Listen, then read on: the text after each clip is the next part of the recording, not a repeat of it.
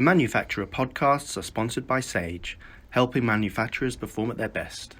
For more information, visit sage.com/perform.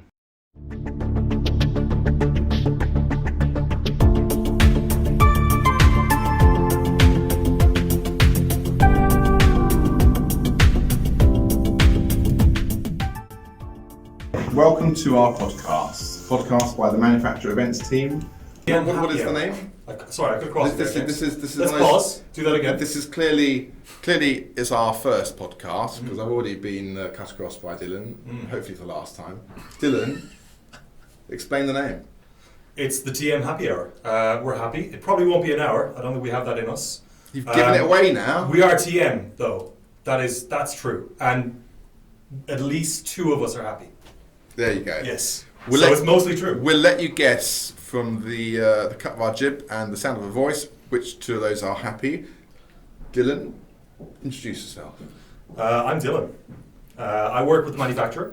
I'm an industry researcher. I do a lot of industry research. That's just as well, isn't it? Yes, that is just as well. It's quite a coincidence. It's really like, what's the word for it?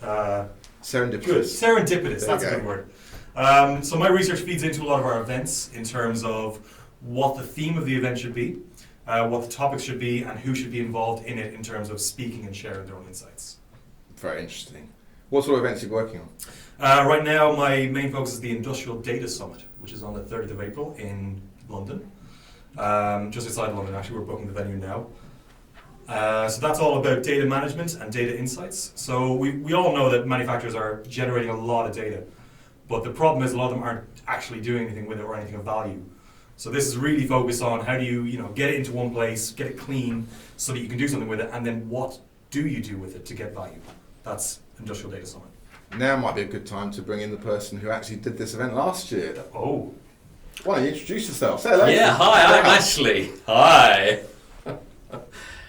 Yeah, that's very true. I'm Ashley. I'm the Conference Production Manager here at the Manufacturer. And I did indeed put together the program for last year's event, Industrial Data Summit. It was definitely one of the most successful events of the year, an interest. It's very clear when I'm talking to manufacturers researching a number of our other events, including our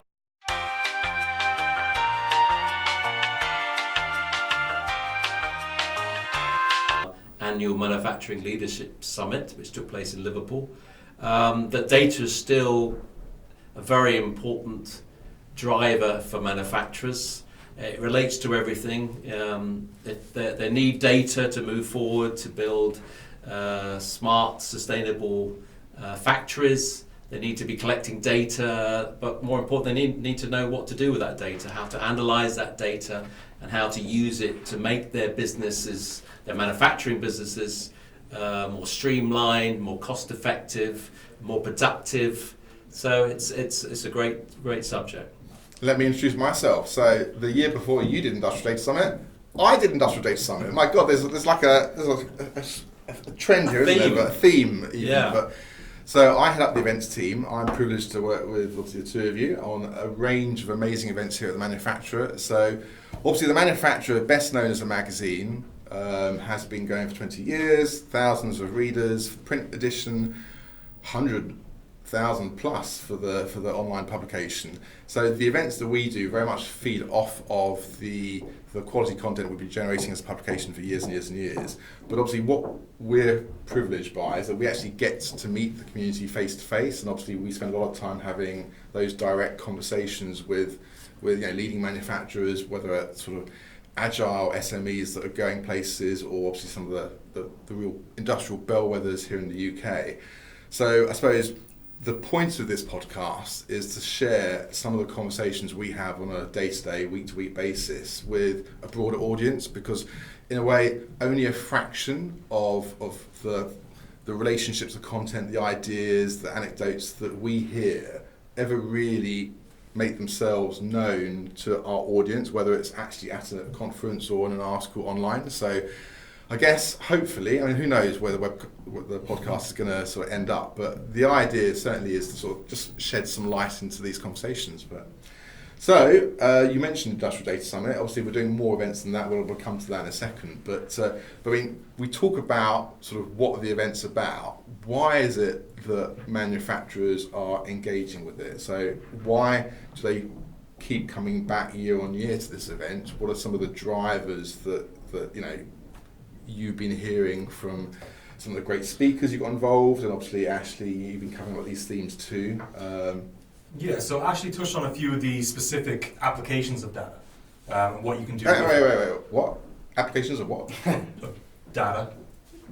Sorry, we translate that for our UK audience. Data, I think that we mean there. So, but as you were. I'm not a Brit, just to be Really? clear to our audience. Really? Yes. So Ashley touched on a lot of the applications of data earlier today, a few minutes ago. Indeed.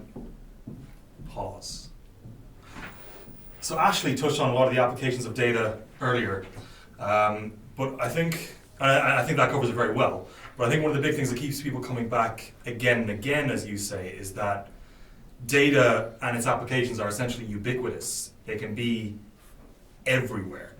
No matter what part of the business it is, there's data being generated or that could be generated and captured, and could then be used to drive gains in whether it's efficiency or quality or whatever it is. And one of the things that I'm hearing is that from people that have been recommended to me by others, as you know, these guys are very far along the data journey, they're doing really amazing things. They are in some areas, and in other areas they're just beginning and they have no idea what to do. Like maybe in their sales and supply chain, they're very data advanced and they have a lot of insights in that, but in terms of their actual manufacturing process, they're very far behind. It's interesting. Struggling to make that work. I think a number of the very large manufacturers are beginning to see that they can't just do it alone. It depends upon them working with their supply chain, working with particularly their smaller suppliers, because you can only be as advanced as your supply chain lets you. If you're not getting information from... Sorry, I'm scanning myself, ignore me. Okay. It is hot in here. Okay. Sorry, reset.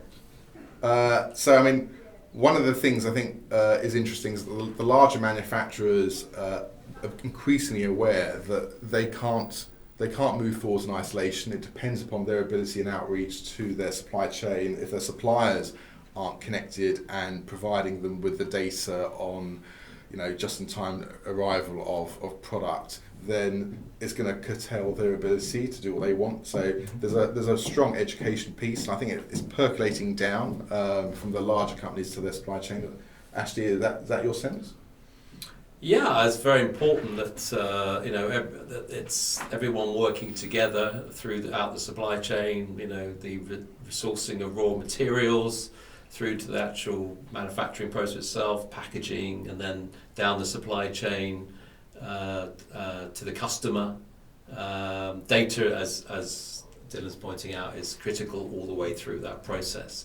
So it's important, as you say, that they all work together with their suppliers and with their customers. I mean, we're essentially looking at the manufacturing aspect of the supply chain, but obviously when the manufacturers then move that on to the retailers are also using data, collecting data on their customers. So it's all the way through. It's incredibly important. And increasingly, the manufacturers themselves are selling direct to customers. So in a sense, what we're seeing as the value chain, as it's sometimes called, is obviously sort of enabled by greater exchange of data.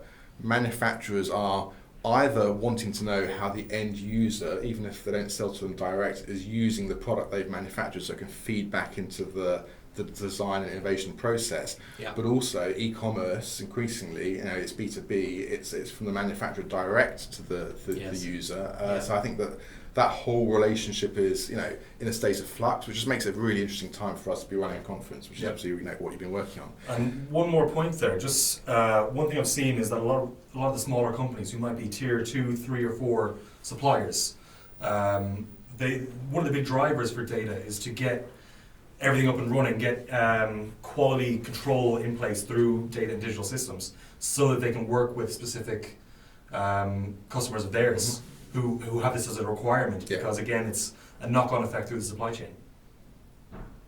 Very good point. Yeah. So we're busy. What are you up to these days? Well, I'm working on 2 events, actually, I'm pleased to say. Right back at you. Which keep me very busy. A very exciting event that I'm working on, which has always been something very close to my heart, which is sustainability. Sustainability in manufacturing. It's a topic that we've covered at our other events, but we've never actually devoted a whole conference to it. And we feel now that the feedback we've received from our customers is that sustainability is very, very important. But it's a fascinating area. I've spent the last month reaching out to manufacturers throughout the UK to get their insights as to what are the topics, what are the issues that they're facing, what is their understanding of what sustainability really is. We're here. Yeah, but I'm just enjoying it. I know. I'm just taking over now. Sorry. Cut. Yes, I'll pass you back. We might keep it in, but... So this is Ashley's Happy Hour featuring James and Dylan. Yeah, exactly. Sorry. Sorry. I was not going to flow there. Right, anyway. So I'm going to bring you in, yes. No, not at all. You keep going. I just wanted to make one point which is interesting. So anyway, okay. One of the most interesting things about the research, talking to people, so there might be a sustainability director for Rolls-Royce, who I spoke to yesterday, and Nestle, I spoke to yesterday afternoon, obviously very large multinational companies. It's critically important. One of the things that come through, it's so important for the employees to be engaged. That's come through in all my conversations. You've got to have your employees engaged and believing in this and to take it through. It's very, very important. And it's incredible. When I first started the research, reaching out to guys who obviously have been embracing it at their companies very successfully. A couple who've been were put forward to our awards, our manufacturing awards this year. One won, one came second. Is how much they've embraced it themselves. And I find and it's true. And I was listening to it, I think, well, that's interesting. Well, how does that work? But of course it does, and it's very important that it isn't. It's the whole planet has to embrace sustainability, and we individuals, even down to the fact that my rubbish collection. I have 3 boxes. I have the purple one and the grey one, and the little brown one to put the food in. Let's not talk about what goes there. And I thought, well, what's so important about separating the food from everything? But it's all to do with the methane gases. And if you put that on a landfill, all the food involved, it just chucks methane gases into the air. It causes the carbon footprint to be expanded. So straight away, I thought, well, this is really important. I need to make sure I am putting this food into my... So a lot of it is education. Educating the people. A lot of people, I believe, don't really understand why they have to separate their food from the rest of their rubbish. I think one of the things about sustainability which I find interesting is that obviously in a large measure, although it's obviously flavour of the month, thanks to our friends at Extinction Rebellion and the wider environmental movement, which is great, there is, when it comes to efficiency and waste, these are the things that manufacturers have been talking about for a considerable period of time. Operational excellence is very much focused on this aspect. So, what is it that is, I suppose, what are the new elements and areas of focus? And one of the streams that you've got at your Sustainability Manufacturing Summit is actually focused on design, for example. Yeah. So tell us a little bit more about that. Well, design is very, very important because up until the whole manufacturing model the last sort of 100 years is, well, more recent I suppose, was to build products that could be easily used and disposed of. Unfortunately, a lot of them ending up in landfills and causing all sorts of issues for the environment, the climate, and gases and carbon footprints, etc. But what design is all about is essentially, very simply, designing products with materials that can be reused, recycled, rather than so in many respects nothing actually essentially leaves the factory gates once it comes in. It's been apart from the finished product, of course. So washing machines can be produced with parts that can be recycled, reused, so nothing's been disposed of. I think that's a very important point. There's one thing that I'm thinking of is phones. If something in your phone breaks, you throw the phone away. And I think you mentioned that to me earlier today, actually, that you had a phone break and you got rid of it. Yeah. A friend of mine was telling me about this concept for a phone that was being put together. Essentially, it's modular. Yeah. So you can add your own camera to it. You can pick from the available Yeah. cameras and add that to it. If your camera breaks, you can add that to it yourself. If the battery breaks, you can replace it yourself. Also, you can upgrade the camera. Yes. So, Yes. there's redundancy. Yes, Yeah. and you're not buying a whole new phone because your camera is out of date. You just buy the new camera. Yeah. And of course, all those individual parts, you can recycle those as well. But the important part is that you don't have to throw the whole Yeah. phone away with. Yes. That's a fabulous example that everyone can relate to, really, isn't it? What's the expression? Throw the baby out with the bathwater. Yeah. Yeah. Don't preferably. But Yeah. Yeah. So obviously those are some of the events that we're working on. What are some of the conversations you've been having?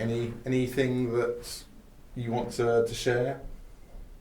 Well, as I just mentioned, obviously the fact that a lot of the directors and decision makers of sustainability of some very large multinational companies are embracing that themselves in their own lives. One as such that he doesn't even fly anymore. One guy I was talking to says that he's not going to fly anymore. That's it. If he has to take a plane to get to the place, he's not going to do it. He's fully embracing the sustainable economy. So I think that's that was probably one of the most interesting things. And and ever since I've had that conversation with him, I've noticed in reading the media how often that's actually coming up. So many people actually announcing the fact they're not going to fly anymore. So it sounds like he's not going to Manufacturing Leaders Summit in Munich then, sadly. But you've been working on that. I know you've got some amazing speakers. We've got Henrik von Schiele, who is the putative, father of Industry 4.0, who obviously was speaking at our Digital Manufacturing Week in Liverpool last November. So I know he's on board. Who are the other speakers that you've got lined up? We've got some fabulous speakers from right across all the industry sectors in Europe, from the food and drink industry, we've got Mondelez, Nestle, from aerospace, we've got Airbus, from automotive, we've got Rolls-Royce and Nissan, a lot of major multinational automotive suppliers like Faurecia are involved in making parts, supply parts to all of the automotive manufacturers around the world, something over 17 billion turnover. We have pharmaceutical companies, Roche from Switzerland, we have Jacobs Douwe Eggworks as well from the food and drink industry. We've also got a number of, off the top of my head, I think that's covered. I'm running out of fingers, so I'm glad you're stopping there. Otherwise, take the shoes off. But I'm quite excited by that. I'm very interested to see how a lot of the issues that we've been covering here in the UK, with obviously large international businesses who have major operations here, and they bring obviously their international perspective, and we've seen them engage with our domestic champions like BAE and Rolls-Royce and JLR and the rest of them. So I'm very interested to see, as we go into Germany in particular, to sort of hear how they view the same issues that we've been covering obviously here at the manufacturer. So I'm looking forward to that. That obviously, and the beer and sausages. Indeed. And we must remember to peel your, I think it's the Bratwurst sausage? That's actually from, I think it originates from Munich. At the Manufacturing Leadership Summit, we had a presentation from BMW talking about robotics, and at the end of they had a presentation, and they had a guy sitting in the... They had a sausage peeling robot. A sausage peeling robot. And we all... None of us were expecting that. We were expecting to see car being put together by robots, but there was a sausage being peeled by a robot. Now, the amazing thing was not that a robot was doing this, it was that why would you peel a sausage? It's the most bizarre, ridiculous thing. So certainly when I go to Munich, I ain't peeling no sausages. I'm just... Well, I think when you've Googled it, as I have subsequently, I think you might decide to. Apparently when they cook the sausage, the consistency of the plastic hardens. Hang on, plastic? Well, it's like a sort of a seal. Sorry, I don't say it's necessary plastic, but the actual material that I'm not going to use using- plastic. I might No, you peel don't off want to use plastic. but, But the material that's used to encase the sausage hardens, and it's difficult to eat. yeah, this is. I think we just lost our classification for our sort of 18-year-old and above classification has now been put on it. But obviously, let's move away from talking about sausages. Sausage fest enough, I think. So. And obviously, Dylan being a vegetarian, it seems a bit sort of exclusionary. But I mean, I was invited to attend the all-party parliamentary manufacturing group meeting yesterday at the House of Parliament, which is all very exciting. And one of the areas of focus was about innovation, and certainly that's one of the key themes. Not only do we have the Manufacturing Innovation Summit, which is coming up this year. Which one of you is working on that one? Not yet, but you will be working on it. I'm very excited by that. But innovation actually runs as a consistent theme actually through a lot of the events that we do. I mean, it's there as part of Manufacturing Leaders Summit. Obviously, the reason we're talking about data is to drive capacity and to drive product innovation and development and manufacturers. So, I mean, what are some of the conversations that you've had over the recent weeks and months about innovation that you think are particularly noteworthy and interesting? Well, I haven't actually been working on that particular event yet, but sort of going back to the Manufacturing Leaders Summit from last year. Not everything we talk about has to be specifically linked to the event that we're working on. But then how's that advertising? No, I mean, Tim's behind the camera here, our marketing This isn't director. this isn't advertising. This is secret, below the line advertising. The audience will never. Audience, you didn't hear that. The audience will never appreciate Yeah. that underlying this conversation about what manufacturers are thinking and doing Right. is an amazing opportunity to meet these manufacturers and talk about these issues, and maybe even meet these three happy podcasters at the events. So I mean, let's keep that one down low. Okay. It's all subliminal. They'll never notice this. Well, Yes. getting away from advertising entirely and speaking only of innovation. You know what I had yesterday? A vegetarian Whopper. I was about to say you had the sausage roll, the vegan sausage roll. Oh no, so you didn't quite get on it. Well, The vegan sausage roll has been out for what, 2 years? Well, I don't know whether you had a Greggs sausage. Have you had a Greggs sausage roll? Yes, I have. All right, what do you think of it? It's good. It's not good. It's great. I mean, I prefer it. I'm not a Brit, so I prefer. the sausage hang roll on, thing is don't- not quite as. Don't It's go very down that. salty, I find. Yeah. Yeah, I find that a lot of the vegetarian, my other half's vegetarian, so I eat a lot of vegetarian food, which I don't have an issue with, but I find that a lot In of case you're listening, other half, he doesn't have an issue with that. So. pre-packaged, ready-made vegetarian food, I don't know if you've noticed, very high salt content, 26 to 30, up to 26-30% salt in the food, which is not healthy. You should be looking at 2% perhaps, and certainly not 28. And they have to do that to increase, unfortunately, to improve the flavour, to make people to like it. The Greggs sausage roll, I had one. Oh, it was very tasty, but the reason it was tasty is so much salt. I mean, was a let's bit be salty. realistic there, though. If you're going to Greggs for your lunch, you're not going to come out healthy, regardless, are you? Yeah, that's true. I, as an aside, I was on my bicycle this weekend doing my That is quite an aside.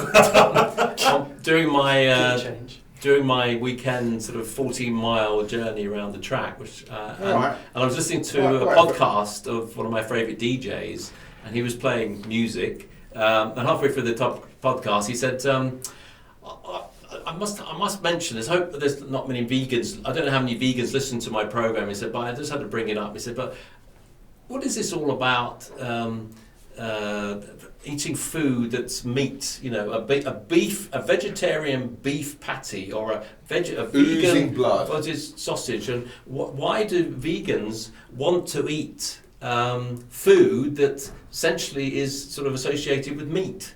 And he was sort of quite confused about it, because I quickly realised that the whole reason that the companies are doing that is as a marketing. They want people who aren't vegans to try the food, and they want people to start eating it. So they're not really attracting vegans, are they? And from a product, Would you agree with that? And a product innovation point of view, what they're trying to do is say, here is a plant-based food which costs peanuts, literally, get it? Peanuts to make.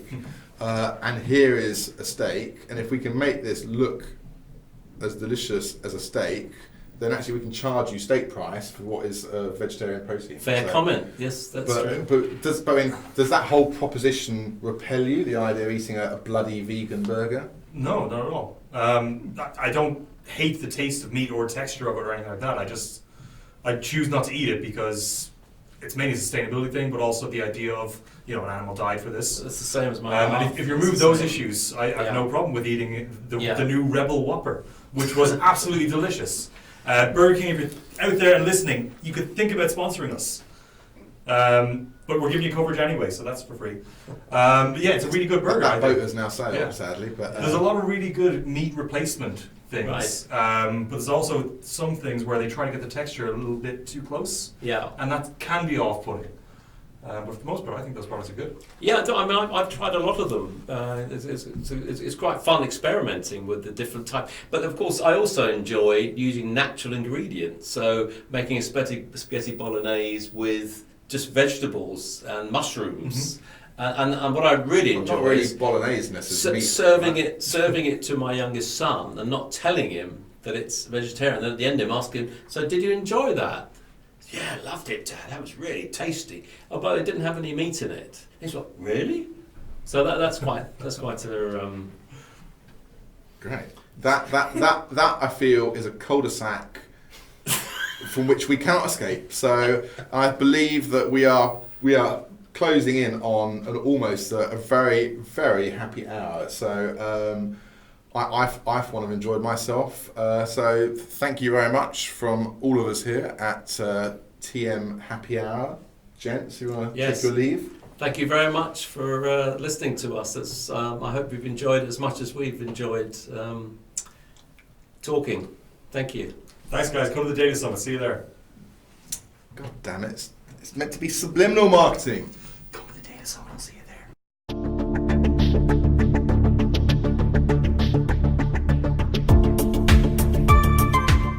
The Manufacturer podcasts are sponsored by Sage, helping manufacturers perform at their best. For more information, visit sage.com/perform.